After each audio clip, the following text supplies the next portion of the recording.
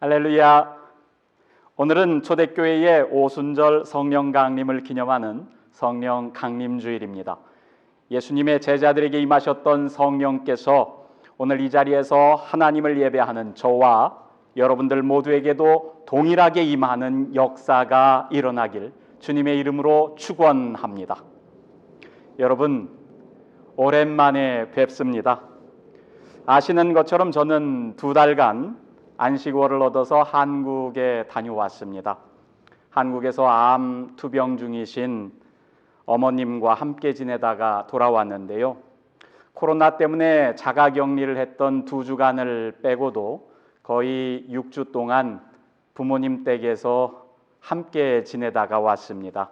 아마도 결혼해서 분가한 이후로 가장 오랜 시간 동안 부모님과 함께 지낸 기간인 것 같아요. 제게는 참 귀한 시간이었습니다. 이런 시간을 가질 수 있도록 배려해 주신 교회와 또 교우 여러분들께 감사드립니다.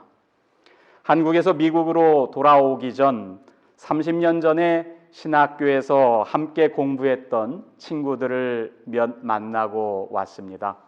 그때 만난 친구가 저를 한나절 동안 이렇게 같이 시간을 보내면서 데리고 간 곳이 있습니다. 거기가 어디냐면 양화진 외국인 선교사 묘원이에요. 한국 최초 서양 의료기관인 제중원의 2대 원장으로 조선해온 의료 선교사 헤론이 그만 이질에 걸려서 사망합니다. 그리고서는 양화진에 안장되면서부터 양화진은 외국인 선교사 묘원이 됩니다. 그 후로 양화진 선교사 묘원에는 구한말과 일제강점기에 한민족을 위해 일생을 바친 외국인 선교사들 또 그 자녀들이 145명이 될 때까지 순차적으로 안장됩니다. 이곳에 안장된 선교사들 중에서 우리가 잘 아는 언더우드 아펜젤러 목사님도 계시고요. 또 대한매일신보를 창간한 어니스트 베델도 있고, 그리고 제중원 3대 원장으로 와서 세브란스를 세운 에비슨도 있고, 고종 황제 곁에서 일제에 맞서 대항한 헐버트도 있습니다. 외국인 선교사들은 1885년부터 조선 땅에 들어와 복음을 전하기 시작했는데요.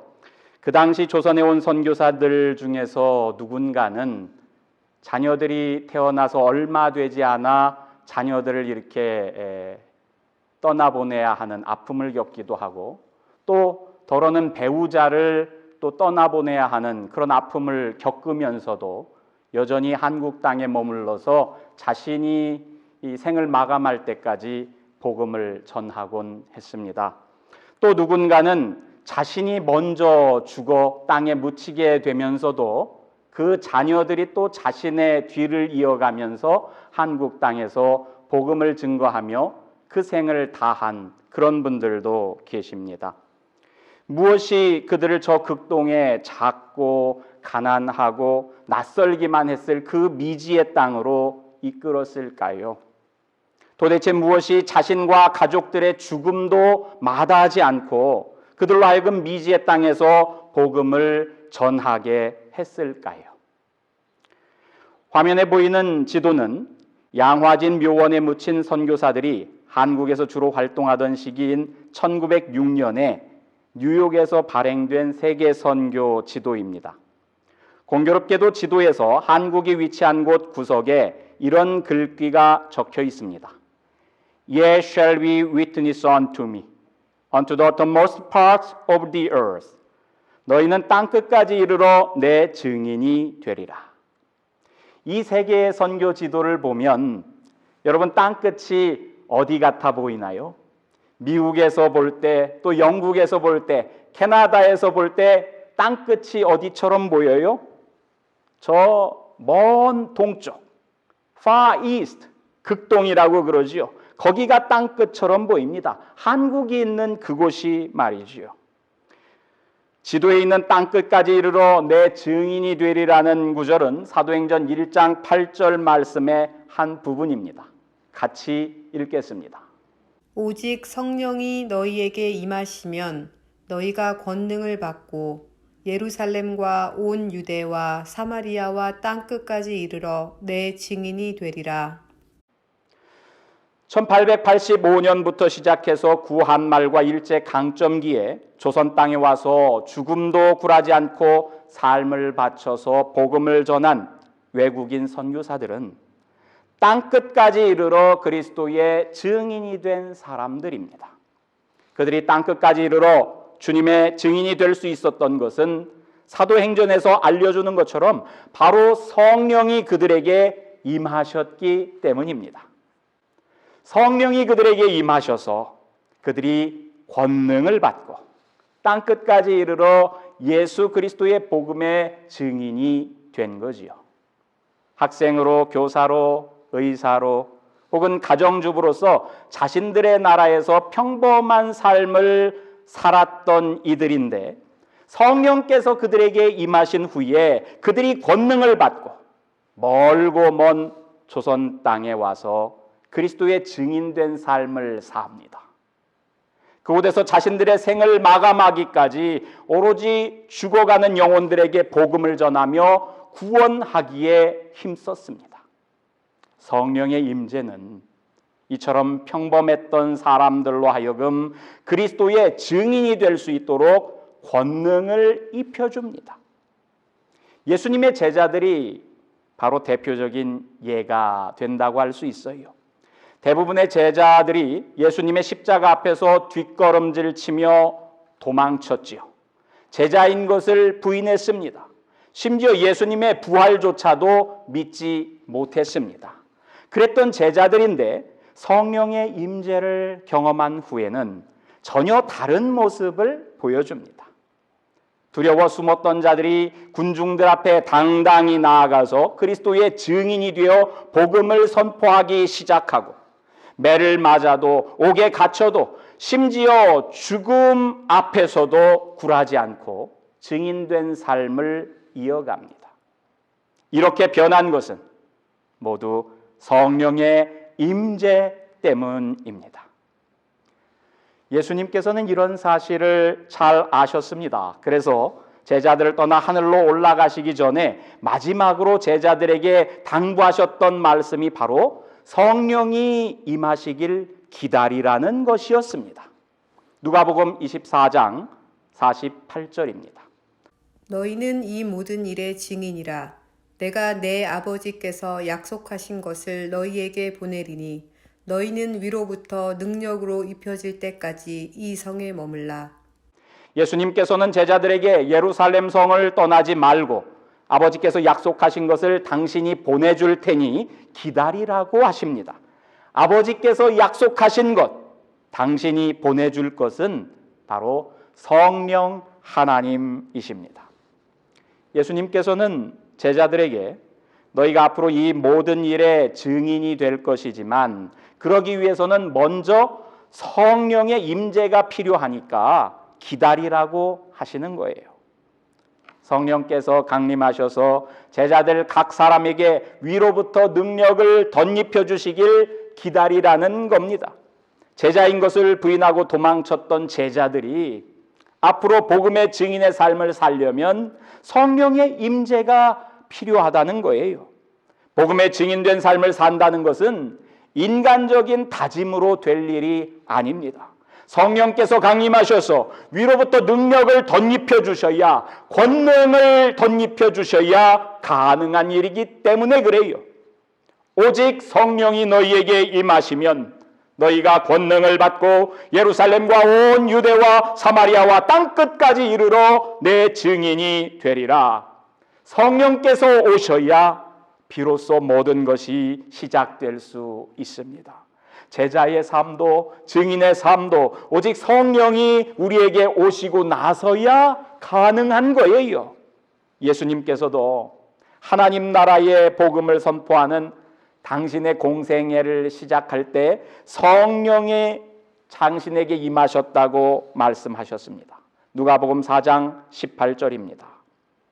주의 성령이 내게 임하셨으니 이는 가난한 자에게 복음을 전하게 하시려고 내게 기름을 부으시고 나를 보내사 포로된 자에게 자유를, 눈먼 자에게 다시 보게 함을 전파하며 눌린 자를 자유롭게 하고 주의 은혜의 해를 전파하게 하려 하심이라.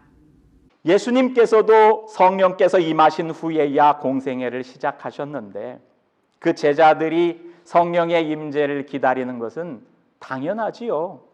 그래서 제자들은 주님의 말씀을 따라서 성령의 임재를 기다렸습니다. 가룟 유다의 빈자리를 채워 12사도의 온전한 모습을 갖추려고 마띠아를 선출하고는 제자들 모두가 한 곳에 모여 마음을 같이하고 오로지 기도에만 힘썼습니다. 그런 중에 오순절이 이르렀고 모인 무리에게 성령께서 강림하신 역사적인 사건이 일어났습니다. 사도행전은 이 성령 강림 사건의 시작을 이렇게 일러줍니다. 오순절 날이 이미 이름에 그들이 다 같이 한 곳에 모였더니 호련히 하늘로부터 급하고 강한 바람 같은 소리가 있어 그들이 앉은 온 집에 가득하며 마치 불의 혀처럼 갈라지는 것들이 그들에게 보여 각 사람 위에 하나씩 임하여 있더니 그들이 다 성령의 충만함을 받고 성령이 말하게 하심을 따라 다른 언어들로 말하기를 시작하니라. 본문은 먼저 성령 강림 사건이 오순절에 일어났다고 합니다. 오순절은 유대인의 3대 명절 가운데 하나지요. 6월절이 지나고 50일째 되는 날이라서 오순절이라고 부릅니다. 출애굽한 이스라엘 백성이 가나안에서 농경 생활을 하면서 지킨 추수감사절인데요. 칠칠절 혹은 맥추절이라고도 부릅니다. 그런데 여기에 한 가지 의미가 더해져요. 유대인들이 그들의 역사 속에서 자신들의 나라를 잃어버리고 바벨론 포로기를 겪잖아요. 그동안 성전에서 제사를 드리면서 자신들이 하나님의 백성이라는 정체성을 갖고 제의 종교 신앙생활을 해왔는데 이제 예루살렘 성전이 무너졌고 자신들은 바벨론으로 끌려와서 포로로 살고 있는 상황이니까 이제는 더 이상 제의 종교의 명맥을 유지할 수 없게 되었습니다. 그때 유대인들은 자신들이 하나님의 백성이라는 정체성을 어디에서 찾을 수 있을까 고심합니다. 그러다가 발견한 것이 율법이에요. 하나님이 주신 땅도 잃어버렸습니다. 하나님께 제사 드렸던 성전도 잃어버렸습니다. 하나님께서 주셨던 왕도 잃어버렸어요. 모든 것을 다 잃어버렸지만 그 순간에도 여전히 하나님께서 주신 율법만큼은 자신들에게 남아있는 거예요. 그래서 이때부터 율법을 중히 여기기 시작했고 모여서 율법을 낭독하는 회당 문화를 만들어냈습니다. 그리고 모세가 시내산에서 하나님께로부터 율법을 받은 것이 오순절이었기에 율법을 받은 날로 오순절을 기념하기 시작합니다. 그래서 오순절은 하나님이 주신 땅에서 열매를 거두며 감사하는 감사절인 동시에 율법을 주셔서 하나님의 백성으로서의 정체성을 갖도록 해주신 제헌절의 의미를 함께 담고 있는 명절입니다. 하나님께서 당신의 백성에게 율법을 주셨던 바로 그 오순절에 하나님께서는 이제 예수님의 제자들에게 하나님의 영인 성령을 보내주시는 거예요. 성령 강림 사건이 오순절에 일어났다고 하는 것은 결코 우연이 아닙니다. 그 옛날 오순절은 하나님께서 출애굽한 히브리 백성들에게 율법을 주시면서 너희들이 하나님의 백성이야 라는 정체성을 갖도록 해주신 날이라면 이 새 오순절은 하나님께서 그리스도의 제자들에게 성령을 주시면서 복음의 증인이라는 정체성을 갖도록 해주신 날이기 때문이에요. 오순절은 하나님의 백성들이 그리스도의 제자들이 하나님의 섭리 속에서 세움받았던 날인 겁니다. 하나님께서는 히브리 민족이 하나님의 백성답게 살 수 있도록 가이드하시려고 율법을 그들에게 주셨고 또 하나님께서는 그리스도의 제자들에게 제대로 된 복음의 증인이 되도록 하시려고 그들에게 성령을 주시면서 권능을 덧입혀 주신 거예요. 사랑하는 성도 여러분, 이제 오순절이라는 말만 들어도 율법을 주시고 성령을 주시는 하나님의 은혜와 사랑이 느껴지지 않습니까? 오늘 본문의 두 번째 구절은 성령 강림의 현상을 묘사하고 있습니다. 하늘로부터 급하고 강한 바람 같은 소리가 있어 그들이 앉은 온 집에 가득하며 마치 불의 혀처럼 갈라지는 것들이 그들에게 보여 각 사람 위에 하나씩 임하여 있더니 성령의 강림은 온 집에 가득한 강한 바람 소리 같았고 각 사람 위에 하나씩 임하여 앉은 불의 혀 같았습니다. 바람과 불은 모두 성령을 나타내는 성경의 상징적인 표현들입니다. 바람은 하나님의 숨, 또 하나님의 영으로 함께 사용되는 단어입니다. 또 불은 하나님의 임재와 능력을 상징하며 거룩한 정화의 힘과 뜨거운 열정을 담고 있는 말입니다. 온 집을 가득 채운 하늘로부터 들려온 급하고 강한 바람 소리는 그곳에 있던 제자들을 사로잡았을 거예요.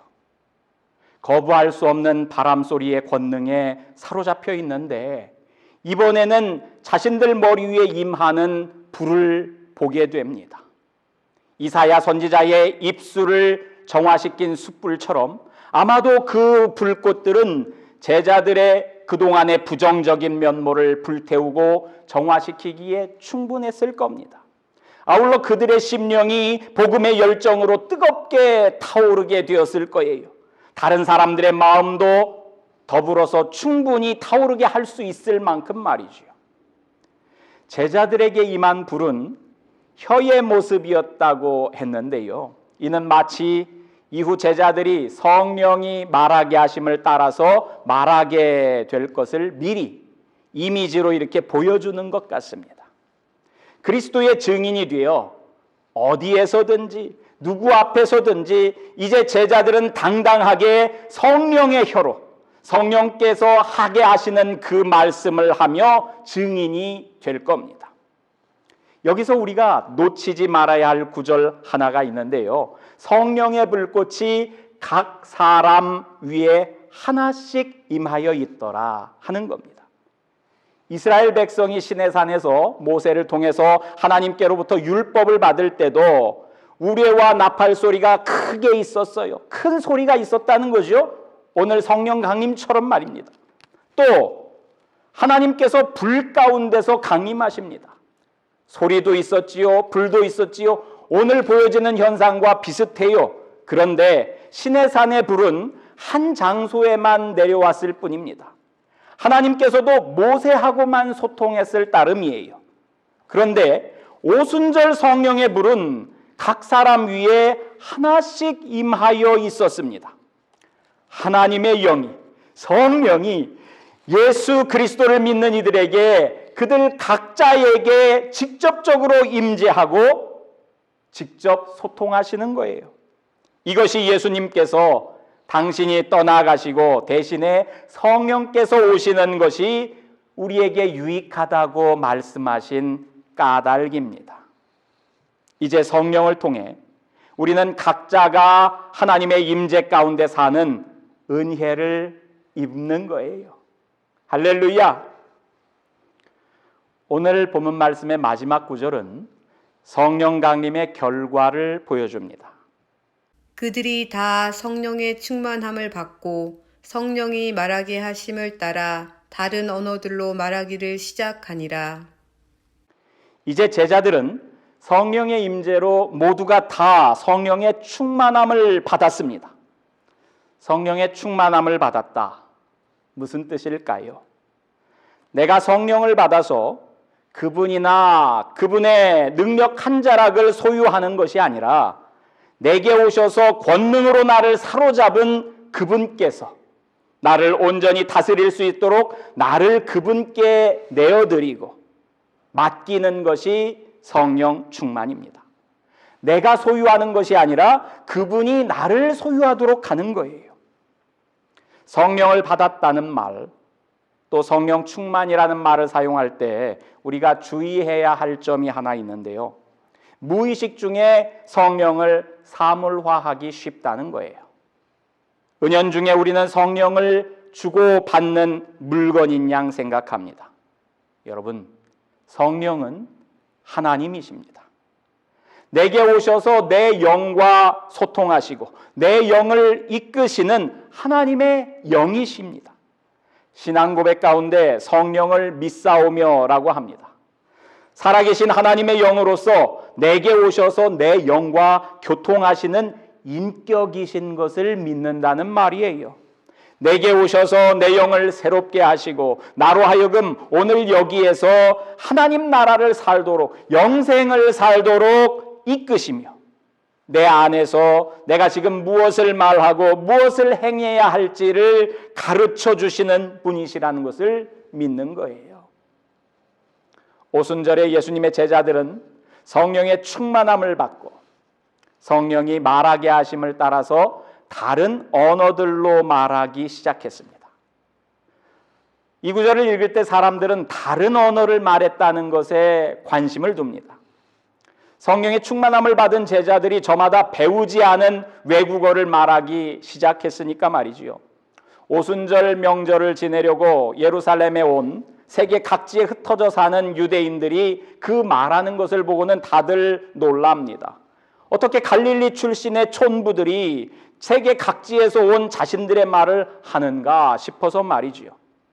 그들은 저마다 로마나 애굽이나 아시아나 리비아나 아라비아 등 이 예루살렘에서 멀리 떨어진 곳에서 흩어져 살던 이들이었는데 그들이 예루살렘에 왔을 때 자신들의 말을 하는 것을 보니까 놀랄 수밖에 없지요.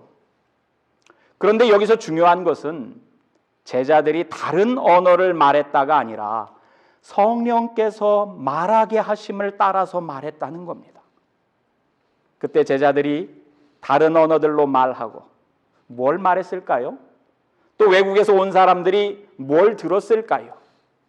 성경은 우리에게 이렇게 일러줍니다. 우리가 다 우리의 각 언어로 하나님의 큰 일을 말함을 듣는도다. 하나님의 큰 일, 바로 예수 그리스도를 통해 주신 하나님 나라와 복음에 대한 말씀입니다. 성령의 충만함을 받은 제자들은 성령께서 하나님의 큰 일을 말하게 하셔서 그 일의 첫 증인으로 쓰임을 받은 거예요. 성령께서는 그리스도의 증인이 될 사람에게 마땅히 할 말을 가르쳐 주십니다. 그리고 성령의 충만함을 받은 사람은 성령께서 가르쳐 주시는 대로 성령이 말하게 하심을 따라서 말합니다. 그런데 우리의 말은 입술에서만 나오는 것이 아니잖아요. 얼굴 표정으로도 말을 합니다. 손짓으로도 말을 하고 몸짓으로도 우리는 말을 합니다.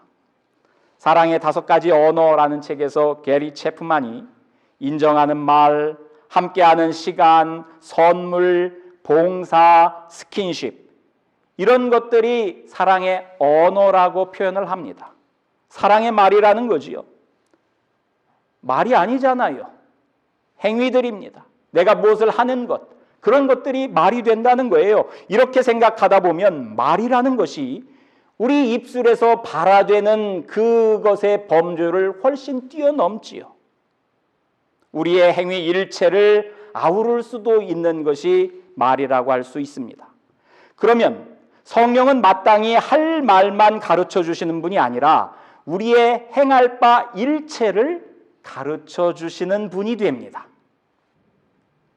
그러면 오늘 성경 본문을 우리는 이렇게 다시 읽을 수 있게 됩니다. 그들이 다 성령의 충만함을 받고 성령이 행하게 하심을 따라서 행하기 시작하느니라. 이렇게 성령이 행하게 하심을 따라서 예수님의 제자들이 행하기 시작했습니다. 그리고 그 기록이 사도행전이 됩니다. 그리고 양화진 선교사 묘원에 안치된 외국인 선교사들도 성령이 행하게 하심을 따라 땅끝인 조선 땅에 와서 증인의 삶을 살았던 거예요. 1885년부터 구한 말과 일제강점기에 조선 땅에 와서 죽음도 굴하지 않고 삶을 바쳐 복음을 전한 외국인 선교사들은 그들이 살던 땅에서 전문인으로서 안정된 삶을 살 수 있었지만 그 안정된 삶을 뒤로 하고 땅끝인 조선에 와서 그리스도의 증인으로 그들의 삶을 마감하는데요. 어떻게 그럴 수 있었겠습니까? 그들은 다 성령의 충만함을 받고 성령이 가게 하심을 따라 땅끝 조선에 가서 그리고 성령이 말하게 하심을 따라 그리스도의 증인되는 삶을 살았던 거예요. 여러분은 어떻습니까? 우리가 다 예수를 그리스도로 믿고 사는데 성령 충만해서 권능을 받고 성령이 하게 하심을 따라서 행하면서 사십니까? 예수를 믿는다고 하면서도 성령의 임재 없이 내 계획과 내 의지만으로 버둥대면서 살고 계시지는 않습니까? 오늘 오순절 성령 강림주일에 저와 여러분 모두가 다시 한번 성령의 충만함을 받아서 성령께서 행하게 하심을 따라 행하고 성령이 말하게 하심을 따라 말하고 성령이 가게 하심을 따라 가고 성령이 용서하게 하심을 따라 용서하고 성령이 사랑하게 하심을 따라 사랑하고 성령이 주게 하심을 따라 나눠주는 인생 되길 바랍니다. 성령의 충만함을 받아서 성령의 능력으로 인도하심을 능히 감당하며 사는 인생들 되기를 주님의 이름으로 축원합니다. 아멘.